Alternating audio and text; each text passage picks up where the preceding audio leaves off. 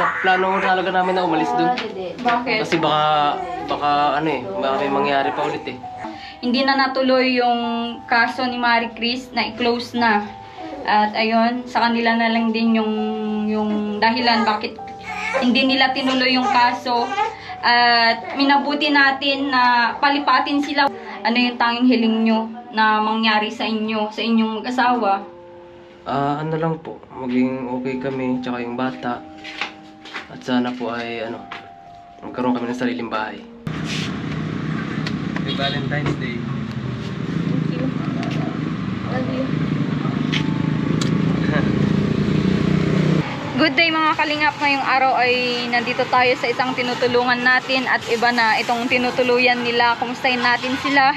At una sa lahat, Happy Valentine's po sa lahat ng viewers natin dito sa ating YouTube channel at sa ating Facebook page. Ayan, tuloy tayo dito. Isang apartment, bagong apartment nila. Ayan, kasama ko si Marcos. Sana nandito sila ngayon. Parang madilim-dilim dito ah.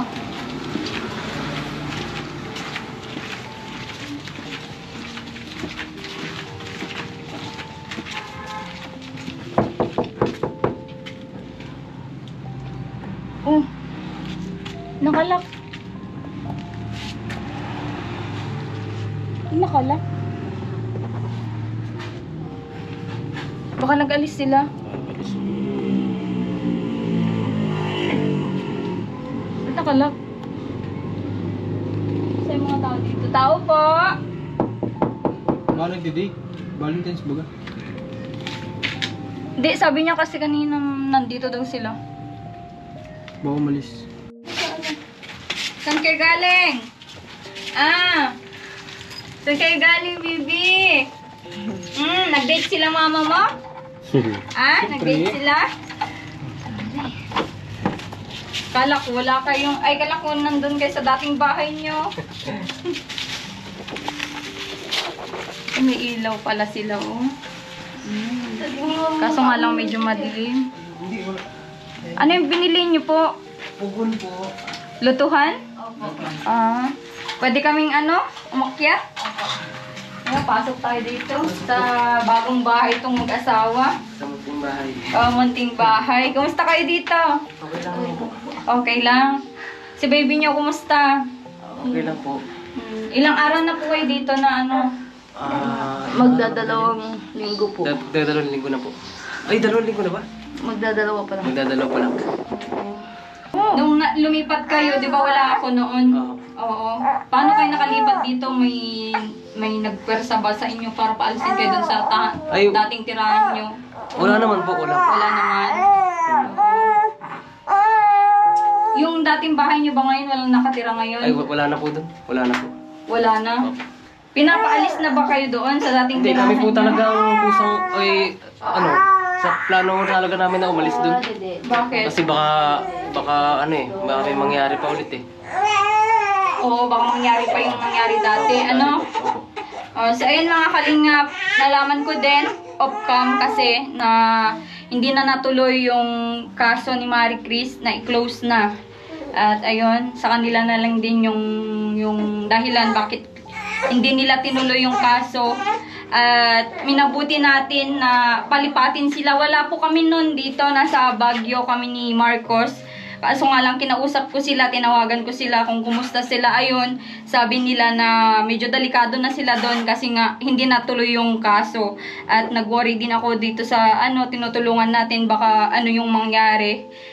Sabi ko maghanap ng lilipatan at tayo yung bahala dito sa bahay. Ayan. At sana ay maganda na ba yung nyo dito, kalagayan nyo? Opo, maganda na po. Oo, pero chinat mo ako nun na medyo delikado na kayo doon. Bakit ba yung nangyari nun?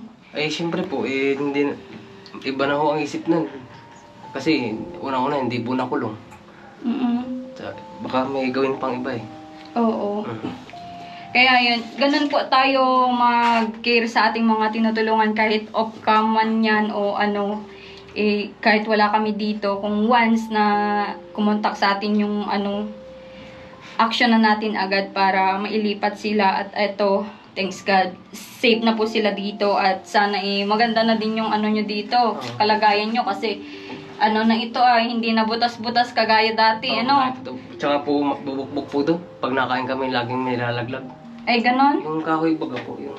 Oo, ano na, naglalagas na. Naglalagas na. Tsaka po bulok na talaga yung bahay na yun Kumusta naman yung ano nyo dito pagtulog? Pinagtsasagaan lang ko na. 2 linggo na pala kayo dito. Oo, 2 linggo na po. Oo, ang ganda yan para ano. Kumusta naman yung ano nyo, yung pagkain nyo, okay naman? Okay naman po. Okay naman. Saan ka nagluluto dito? Dito lang po, sa rice cooker. Sa rice cooker, ano? Kompleto naman kayo ng gamit dito. May mga kulang-kulang pa. Ano lang. May ayos na po. Baso, okay na po ito. Hindi naman po kayo. Grabe yung baso nila, oh. Ano po to? Galing Amerika yata ito. Kaiba, oh. Tsaka po yung pundar pa ni Papa, yung mga bigay sa amin. Okay lang yan. Siyempre, nag-ano pa lang kayo, nagsisimula. Ilang buwan pa lang kayo, ano? Ay, 1 taon na kayo, no? Nagsasama. 1 taon na po. Oo, ito yung mga dapat din tulungan kasi yung mga both side naman ng parents ay wala din tumutulong sa kanila. Siyempre, naghihirap din siguro mga kalingap. Kaya, ganun din na walang nagagabay sa kanila. Kaya, pinupush ko din pong matulungan tong mag-asawa na ito. At sana ituloy nyo pa din yung panood nyo sa kanila. Kahit ganun man na sumuko sila sa laban ng kaso ni Marie Chris. At mahaba pa kasing proseso yun. Opo. Yung ano. Taon daw po inaabot. Kasi yung unang kaso po nun, nag-hearing pa hanggang ngayon. May unang kaso. Opo, nag-hearing pa po. Tsaka yung unang video natin na inopen up nila yung problema nila sa akin. Wala naman pong doon, wala naman pong problema kasi wala naman tayong negative na naisabi doon, di ba? Opo. Meron ba? Wala naman po eh. Oo. Sila lang po yung Kung nadamay man na nasali daw nagbigkas sila kayo ng may ganon, ganito, ay ganon talaga at sila tumutulong, di ba? Wala naman kayong negative na naisabi sa akin. Kaya, Opo. yun, sa barangay din, ayan, pinatawag din tayo, kinausap tayo doon, nasabi kung maaari burain natin yung unang video. At, ayun, hindi po tayo pumayag kasi syempre po, wala naman po tayong doon, negative na naibigkas. Kung may nadamay man siguro na tao doon, yun yung gumawa ng kay Marie Chris. Pero, wala naman po doon talagang main subject na sinabi natin, Wala naman po. Oo. Yung may pangalan lang po, pero okay lang naman yun eh. Yun din yung sinabi ko sa kanila na kung maaari, wag nang burahin, sabi ko. At yan po ay ang maepektuhan din sa atin ay yung channel ko, di ba? Yung natin, yung paggawa natin ng... Saka po wala po kayong malalapitan eh. Kayo lang eh. Kaya, Oo. kaya Tsaka nalaman ko din pala na sinabi nilang wag kayong magpa-vlog. Opo, sabi ho. Wag na daw. Umalis na daw kami dun. Sabi. Parang kami pa po yung tinataboy nila dyan eh. At huwag daw umasa po sa mga pangako. Oo. Anong sinabi? Huwag daw po umasa sa mga pangako. Yun yung sinabi nila. Huwag na daw magpa-vlog. Ayan, mga kalingap. Kayo naman po yung saksi kung pangako lang yung ginagawa namin sa aming tinutulungan. Bago-bago lang po, may ribbon cutting po tayo na pabahay kila Rose dun sa natutulog sa palapan ng nyog. Ayan. Yan po yung ebidensya na hindi po yun pangako kasi naandyan na po. At sa ngayon, gusto ko ding pasalamatan sa mga nagko-contact sa akin kung paano natin matulungan tong mag-asawa na to. Ituloy po natin yung pagtulong sa kanila at deserve naman talaga nilang matulungan. Jonel, ipagpatuloy nyo lang yung nyo, yung syempre yung buhay nyo. Huwag kayong mawala ng pag-asa kahit parents nyo ay na din, syempre. Pero alam ko naman na kahit pa paano tinutulungan kayo ng tatay mo, di ba? Nandito lang kami, no? Para yun pala yung mga sinasabi nila. Opo. O kasi Marami po silang sinabi sa barangay. Oo. Para hindi na kayo magpa-vlog sa amin. O kasi syempre Parang tinatakot pa po kami na Parang kami pa yung masama. Kuha ng kinabukasan kami pa yung may sumo. Nagreklamo yung at nandun daw yung pangalan niya nabanggit. Yung pong suspect. Kasi napahiya na siya doon. Napahiya siya doon sa kaso ayaw niya pong mapahiya eh. Pero nagawa niya yun. Nagawa niya po Oo. yan. Hindi naman ho mag-iimpinto to ng kwento eh. Tsaka hindi niya po kilala yun eh. Oo. Tsaka ano, kung hindi niya ginawa yun, dapat ano, guilty siya, di ba? Kaya nga po. Pero hayaan niyo na yun, ipagpasa Diyos na lang natin, ano? At least ngayon safe na kayo. Marami pa daw kasing ano eh. Babanggitin eh. Pag magpapablog pa ulit. Madadagdagan yung issue. Opo, yung gano'n. Yung sinasabi po ng kapitan ng barangay. Oo. Kaya huwag na daw po magpa-vlog. Umalis na daw po kami dun sa ano. Pinapaalis na pala kayo. Kaya pala nung kinausap ako, ay sinabi nilang wala na kayo dyan sa Alayaw, wala na sila. At ayaw na daw nilang magpa-vlog. Yun yung sabi. Oo. At eto naman yung mag-asawa, nakausap natin at natulungan na nga natin, ilipat natin ng tirahan. At least ngayon okay na sila, okay na kayo ngayon. Okay na po. Okay na po. Oo. Kapag sakali, Jonel, kapag makahanap ka ng trabaho, tuloy mo lang yung ano mo sa pamilya mo, ano? And gusto naman yung ano, yung Valentine niya ni misis mo. Ay, okay lang naman po. Kahit walang naibigay sa kanya. Sa akin. Oo, masaya naman Masaya kayo. naman, masaya naman. Oo, basta hindi kayo Tama nag-aaway. lang magkasama kami dalawa. Oo. Hindi na kami nagkakalayo. Oo, good yan. Tsaka sana ay gumanda pa yung buhay nyo, ano? At ano ba yung tanging hilingin nyo ngayon at medyo na itong tanan nyo? Ano yung tanging hiling nyo na mangyari sa inyo, sa inyong mag-asawa? Ano lang po, maging okay kami, tsaka yung bata. At sana po ay magkaroon kami ng sariling bahay. Yun lang po. That's good. Oo, ipag-pray lang natin. Marunong naman kayo mag-pray? Marunong naman po. Oo. Be humble lang tayo. Bibihira lang ako. Oo. Be humble lang tayo para tuloy-tuloy yung blessing sa buhay natin, ano? Yan. Si Marie Chris, tanungin natin. Marie Chris. Kapatid. Ang sexy mo ngayon na.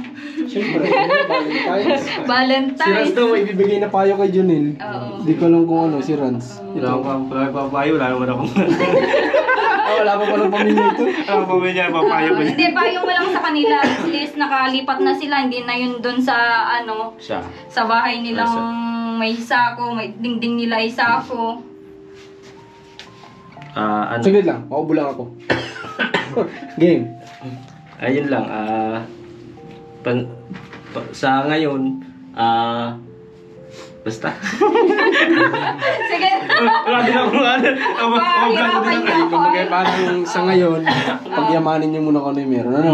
Sa ngayon, Taste lang muna. Taste muna kung anong meron ngayon. Since okay naman ito, mas okay nga ito kaysa doon sa dati niya eh. Kasi yung dati talagang, nakita ko naman, kasi nung una kayong ma-picture doon, ma-video doon, ako yung kasama din, nung una namin kayo ma-discover doon.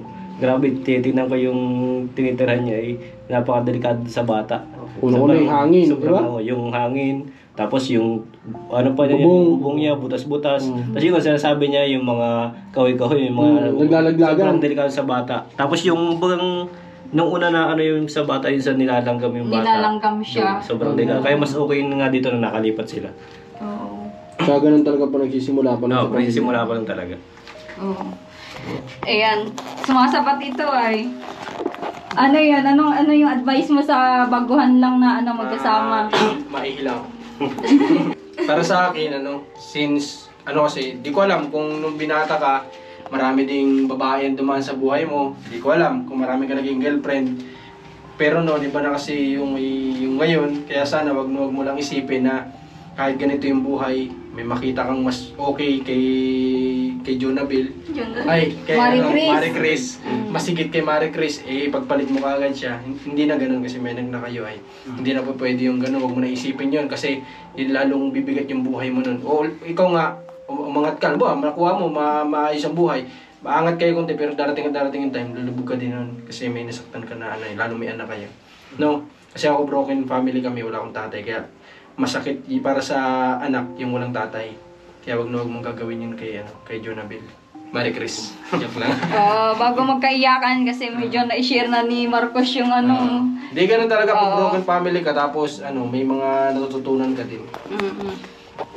Eto, broken family ka, eto broken hearted na girlfriend.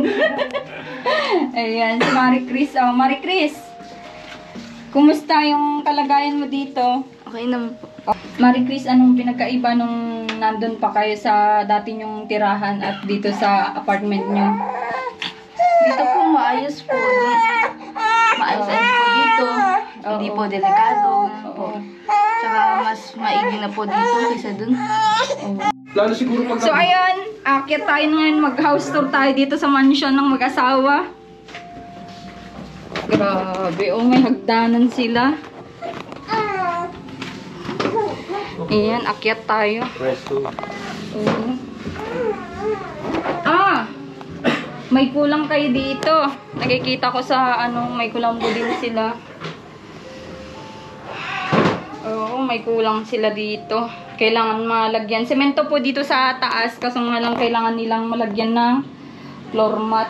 Ayan, may kulambo. May katre. Kaso nga lang, ang tawag doon? Yung nilalagay sa semento? Floor mat ka. Floor mat, ayan. Ayan, bigyan natin ng pang floor mat ng mag-asawa at para malagyan ng floor mat. Siguro matting. Yung bagang puzzle mat. Para safe sa baby. Oo. Para malinis hanggang dyan, oh. Ayan, okay na to. Okay na itong nila. Saka ma-presko. May bintana din sila dyan. Ayan. Ang ganda na ito. Ang lang dito, kailangan mapormatan kasi semento po ito, oh. Ayan, semento. Ayan, paayos na lang natin sa mag-asawa. Maglinis kayo dito, paayusin nyo tong bahay nyo para hindi malamok yung anak nyo. Kawawa naman, daming lamok. Doon sa taas, lagyan mo din, Jonel, ng floor mat. Bibigyan kita ng pang floor mat. Bili ka ng floor mat. Alam mo yung floor mat? Yung nilalatag sa semento. Bili ka na. Yarda po yun, Per yarda. Oo. Ilang yarda po yun? 5 yard. Natansya ko na agad yung nyo, 5 yarda yun. Ayan. Bibilin lang kami ngayon, tapos papahatid ko kay Rans para may ilagay mo na ngayon.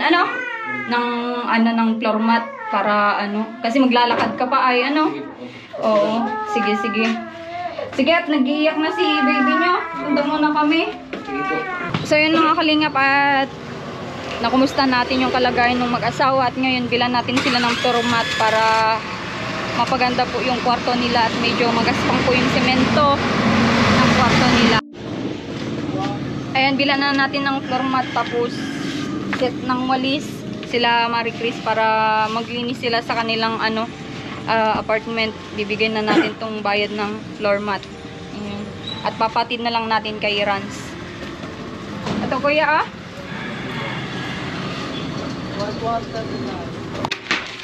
Yung floor mat tapos yung walis. Yan. Salamat po. Sige. Ikaw na lang balang kabit ha. Kaya mo naman siguro. Kaya na po yan. Sige. At dahil nga Valentine's Day ay wala man lang maibigay si Jonel sa kanyang misis, ay bumili tayo ng ipapaabot niya sa kanyang iniirog. At maraming salamat po sa mga nagsuporta din sa aking Facebook page sa panonood nyo po sa mag-asawang ito at sana pagpatuloy nyo pong panoorin para makatulong po tayo lalo sa kanila. Maraming salamat. Mag-ingat po kayo palagi. Happy Valentine's. God bless.